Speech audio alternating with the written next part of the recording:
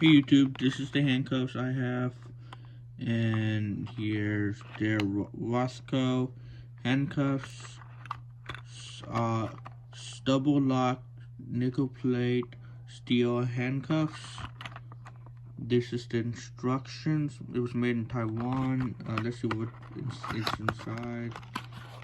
And here's the handcuffs, nice and shiny, and the locks are right here. I already attached them to a rope. And here's a little bit of satisfaction.